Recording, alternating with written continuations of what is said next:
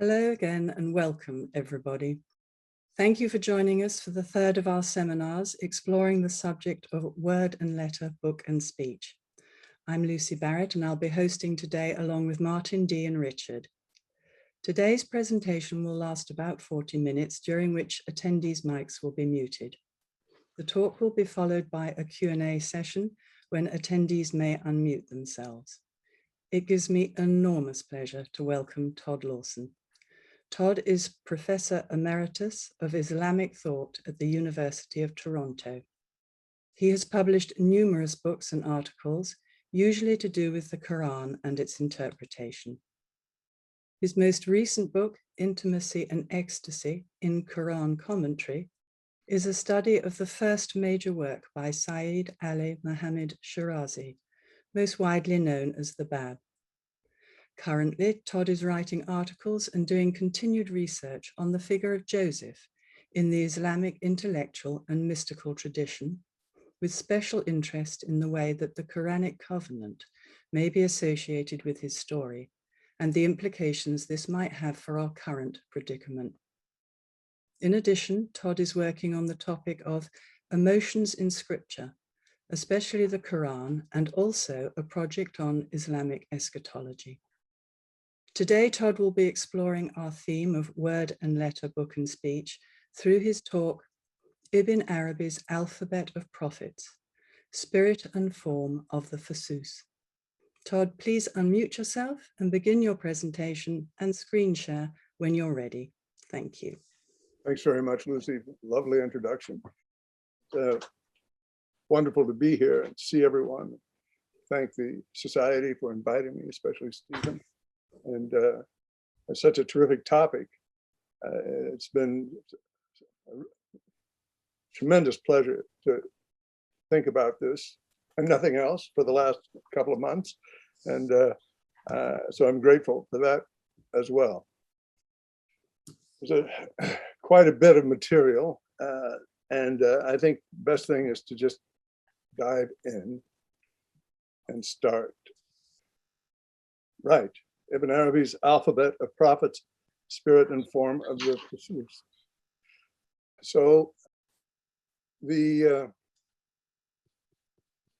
question, the title occurred to me for this talk because since I first encountered the Fuṣūṣ, I was much struck by the number 27 for the number of chapters, and wondered why it wasn't 25, the usual number of prophets, messengers in the Quran, or 28.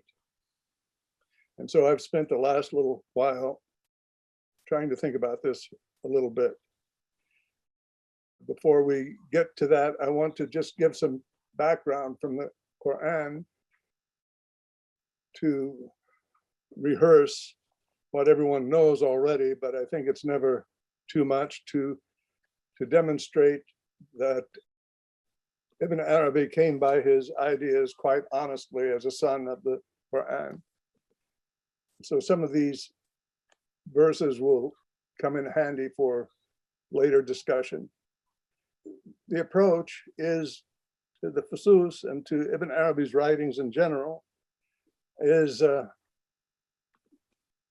what they have to say about not so much God, but what they have to say about humanity. Well, God, of course, is not absent from the discussion. And so I want to begin with just a brief rehearsal of what I take to be some of the main verses speaking about the Quranic gospel of humanity, if you like. So all things are created from the same source, as it says here, and they're all made from water, as the Quran famously says in this particular verse, 21:30. We made out of water every living thing. Will they not then at least begin to believe? And then in the same vein, humanity is created from a single soul. This is You know, very famous and beloved verse from the Quran. Mankind, fear your Lord, who created you of a single soul, and from it created its mate, and from the pair of them scattered abroad many men and women. And fear God, by whom you demand one of another, and the relations, and surely God ever watches over you. Theme of oneness, of course, is deeply Quranic. Had thy sustainer so willed, he could surely have made all mankind one single community, but he willed it otherwise, and so they are in different communities. Obviously, these translations are open to discussion, and there are many different translations, as we all know. And you could spend a long time speaking about a single word, but we won't do that today. Among his wonders is the creation of the heavens and the earth, and the diversity of your tongues and colors. For in this, behold, there are messages indeed for all who are possessed of true knowledge. Remarkable verse. It's very, very remarkable. Then human variation is itself a source of knowledge and, if you like, enlightenment, a word that may be repeated further on.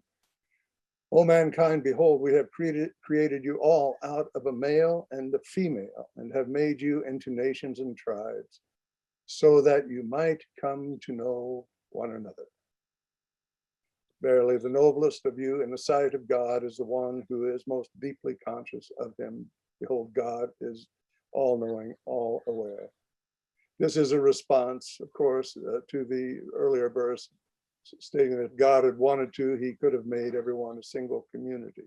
And here we have the reason why he willed otherwise, so that we could get to know one another with this particularly precise Arabic word up here, li ta'aruf, which indicates that this getting to know is very much a mutual operation. It's not one person doing knowledge on another person. It's two different people getting to know each other simultaneously. It's extremely, if you like, postmodern for 7th century Arabia. All humanity has received revelation, equally postmodern, if you like. Now, every community has had an apostle. Every community has had an apostle. And only after their apostle has appeared and delivered his message is judgment passed on them in all equity. The fist. And never are they wrong.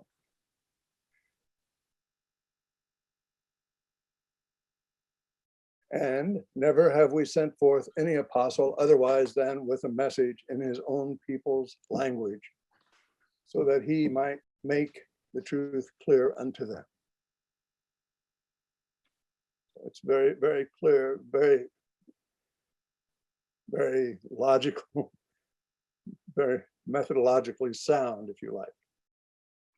Now, this dance between unity and diversity has its source in the Quran and the verse of the Day of the Covenant, which is, in a sense, the center point of the Quran and the center point of everything else, if you like.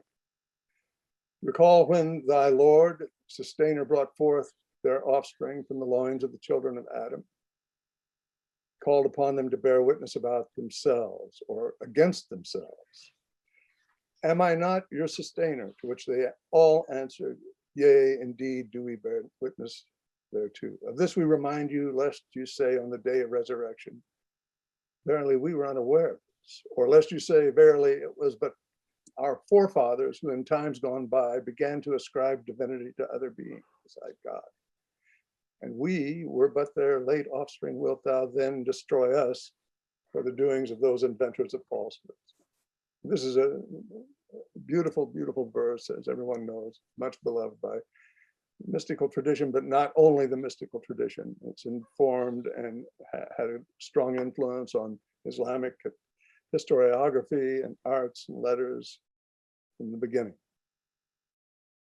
This scenario, which is generally understood to include all humanity that would ever live, the interview, the tryst, as the Sufis say, occurred in a time beyond place and beyond time, in a spiritual realm, which is invulnerable to the passage of time and history. And it is, from that point of view, also the most real event in the, if you like, history of humanity. And the point here, if I might just go a little further, the point here is not really to talk about how wonderful God is. The point here is to hold up an image of the unity of humanity. And if we could just go back to the 7th century Arabia and a little later, 8th century Syria and then Iraq, nothing could probably be further from the imaginative capacity of the humanity of that time and place than seeing all human beings together in harmony and peace in one place. So this would have been a somewhat striking image with powerful iconic energy. It's tremendous verse. And the question is raised, well, who were these people? Who were these beings? And the Quran indicates, Surah 30, that, well, whoever they were all somewhat pure form in the fitrati condition. This verse comes at, and so set thy face steadfastly towards the pure faith, the Hanif religion. Pure monotheism, it's sometimes understood as the natural state which God has instilled into man. Not to allow any change to corrupt what God has thus created. This is the ever true faith, but most people know not. And there's the famous hadith that is frequently brought up when this verse is mentioned. The prophet said, no child is born except according to the fitra. And then it's his parents who make him a Jewish, Christian, or Magian. So as an animal produces a perfect young animal, you see any part of its body damaged or amputated. Okay, so with the Quran, the idea of humanity is expanded beyond what it had heretofore been. It is no longer merely linguistic, no longer racial, no longer tribal, no longer ethnic. All humanity shares the same beginning and therefore the same epic history, and is on the same journey from creation to revelation to resurrection, if you like. And perhaps most importantly, especially for our time, there are no chosen people. Humanity as an entity has been chosen. Not any particular part of humanity has been chosen. So this seems to be an irrefutable and very clear Quranic position. How did this come to be? How can the Quran be so topical, so contemporary, and so on? Well, because of the time and place that it was revealed.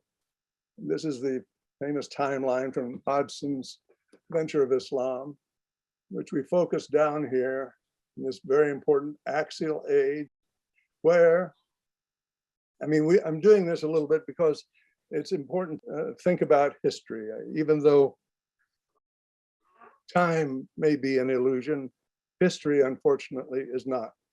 So it behooves us to have a look and to place this discourse in its Sitz im Leben, as they say. So the axial age here is a very important period defined by the philosopher Karl Jaspers in the late 40s. as a time when numerous very remarkable thinkers arose, especially in the Asian and Eastern Mediterranean area. But a couple of things happened during that time that were important for the rise and development and spread of Islam and for the tone of its message, its da'wah. And that is this late antique cosmopolitanism was burgeoning in the 7th century. There were people of all stripes. The Quran may be read as a kind of catalog of these human types, if you like. And the Axial Age also saw the time when literacy ceased to be the monopoly of a priestly class and began to percolate outside of those walls to first, of course, to merchants, but then others began to become literate. And so it makes very historical sense that the theophany of the 7th century would be in a literary form directly. Also, Jaspers points out that it's at this time, this Axial Age, which begins 8 BC, after the Agrarian Age, and which Islam somehow is a product of, this Axial Age also consolidated and gave rise more intensely to the idea of the individual. So this explains in some ways why we see in the Quran this deep concern with humanity, nas and insan, and humanity is spoken about in so many different ways in the Quran. One conclusion that we can, temporary conclusion, as all conclusions are, they tell us, one observation we can make is that humanity seems to be a distinct entity in the Quran. It's mentioned so many times. It is indeed a major theme of the book. It's not the Arabs, it's not the Persians, it's not the Christians. It is humanity as such, colored by this day of the covenant of vast multiplicity and linguistic and tribal and so on. Humanity occurs as if we use the metaphor of light, both as a wave and as a particle. It occurs as a group or as a society and as an individual. And we see that the Quran is deeply concerned about both iterations of the human, the individual and the communal. Okay, so this brings us now to the Fuṣūṣ. Thank you for your patience. I just wanted to set this up a little bit. I know that much of this is very well known to all of us. So in the Fuṣūṣ, we have this continuing concern with humanity.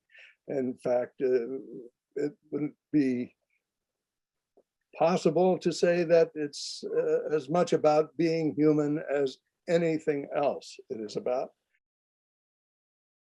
What are the rights, the prerogatives, the abilities, the pitfalls? What is the blessing and curse of being a human being? And it's, of course, a beautiful, beautiful book. I mean, the Arabic is challenging many times, but the ideas are highly poetic in the sense that they're harmony and rhythm of thought emerges from it. So the question arises again, why 27 chapters? Why not 28, as we heard from Dr. Vasic's beautiful session a couple of weeks ago? 28 is a central number in the thought world of this time and place, this culture. It's a perfect number. It's a number of totality. It's the number of the letters of the alphabet, and many other, the stages of man, the stages of the moon. 28 is a central numerical backdrop to the way in which people understood the world at the time. So what is with this decision on the part of Ibn Arabi to have 27 chapters? And here they are. Well, in the first place, the chapters are, yes, 27. And the chapter headings the chapters are, as we all know, challenge our notion of sequence here and there. It starts with Adam and it ends with Muhammad. But in the meantime, there are many chronological liberties taken with the sequence. This is one thing. And then there arises the question, how is it that, especially since these chapter headings, for example, Adam is associated with the wisdom of divinity, ilahiyya, and or Seth is with naphthia. But when we look in the various chapters, we don't always find a deep interest in pursuing the way in which the wisdom is said to be manifest in a particular prophetic reality. So there seems to be a little bit of certainly not confusion, but a certain amount of innovation going on with Ibn Arabi's chapter headings. And of course, they raise many questions. And we have the beautiful article by Chittick on the chapter headings, which gives us a hint at how seriously his followers and his early commentators, the scholastic commentators, took these chapter headings. And so they bear thinking about. And the thinking that comes up is that, well, one of the things that unites them all is that they're all, in some degree or another, in rhyming form, that they rhyme with each other. The green letters here try to show how the rhyme goes through the two words, the divinity, Adam, naphthia with sheath, and so on. You see it here. We don't really want to go and read all of them, but it's pretty remarkable that this rhyme seems to be a very big part of his choice. I forgot to color Khalid in. I suppose that's an ominous oversight. Then the sounds are very much a part of the composition, and of course, for our time and place, and for Ibn Arabi and his culture and his audience, sound and poetic sound and musical sound and rhyming sound is not mere ornamentation. It enhances meaning. Rhyme, the Quran itself, rhymes from beginning to end.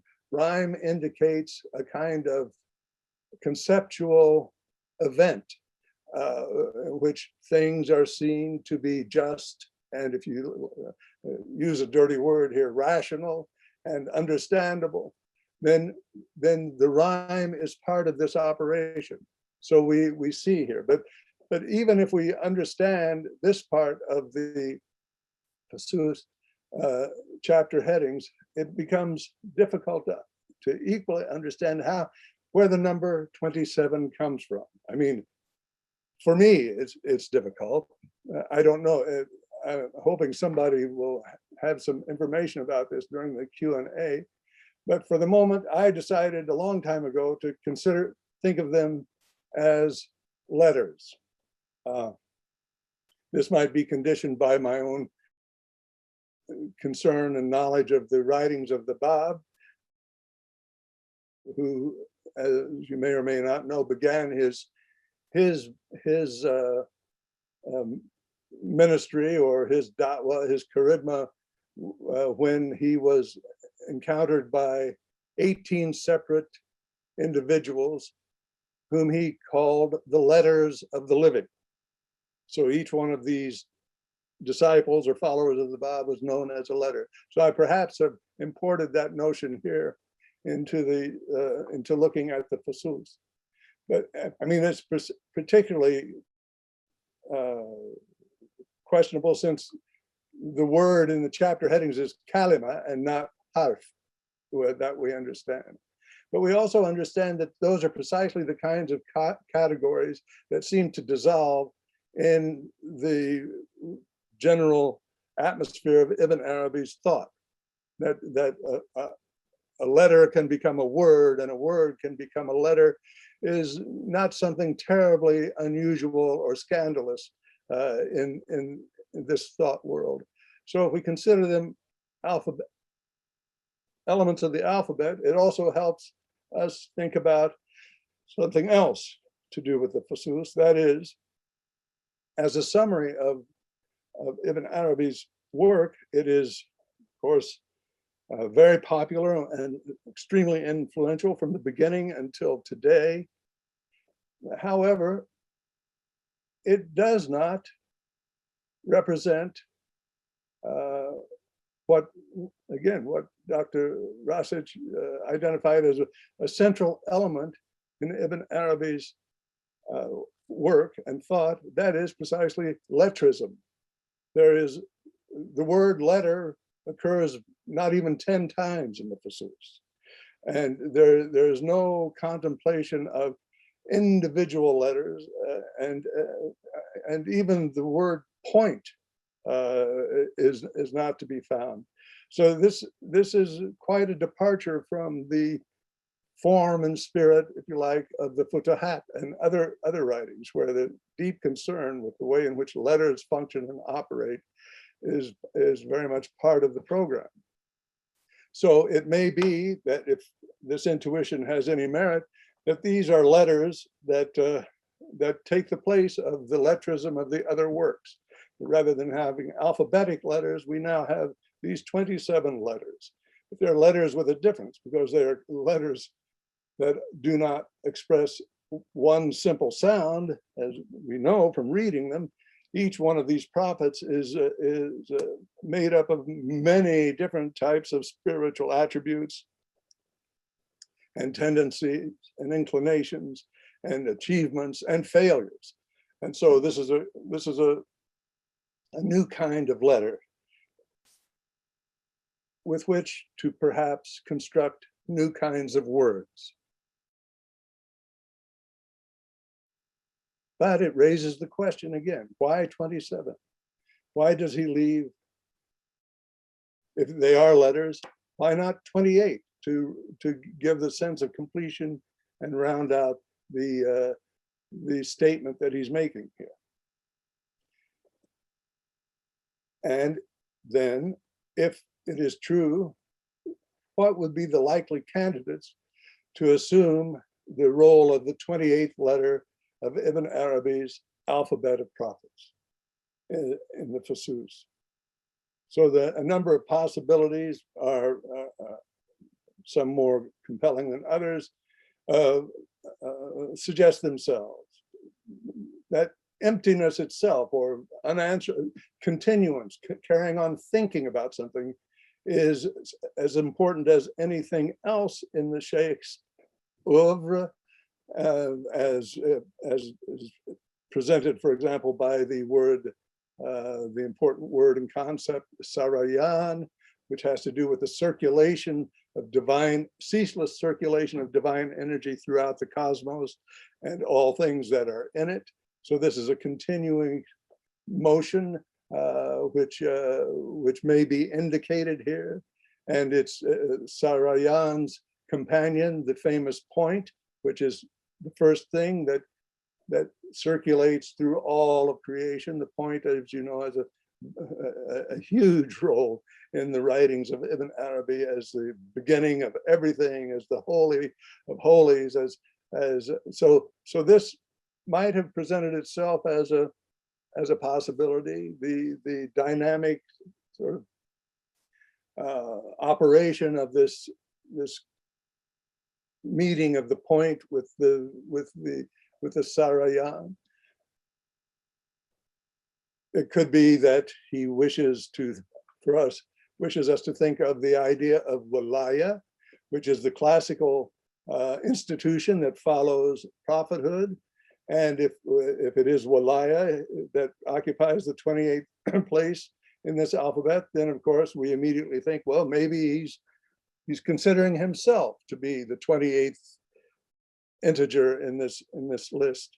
Perhaps Ibn Arabi, lover of the imagination that he is, and theorizer of the imagination. Perhaps it's imagination that is here indicated. One solution is that, as a matter of fact, you see by these books where I'm headed, it may be indeed that the 28th letter of Ibn Arabi's alphabet of prophets is meant to be thought of by his readership, but perhaps too early to mention the name, given the social, religious, political constraints of the time and place, to be none other than the mother of Jesus, Mary herself, who, as we all know, is considered a prophet in especially the Andalusian school of tafsir, beginning with Ibn Hazm and continued by Qurtubi. Apparently had no difficulty at all considering her a prophet. And Ibn Arabi himself, as Sachiko Murata told us in this beautiful book of hers, indeed was very forthright about claiming her as a prophet, but indicated that she did not enjoy messengership.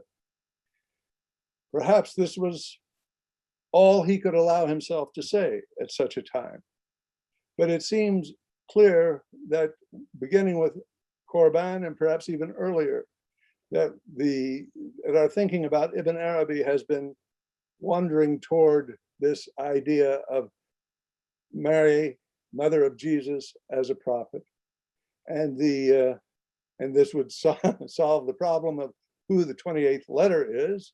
There's a slight problem of where exactly to put her in the sequence. But since, in fact,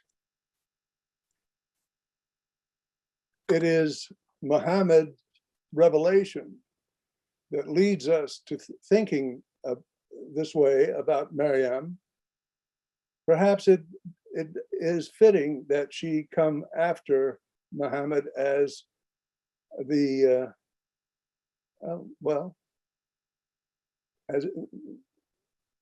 he gave birth to Maryam, the prophet, in the Islamic dispensation. These are, if that is the case, then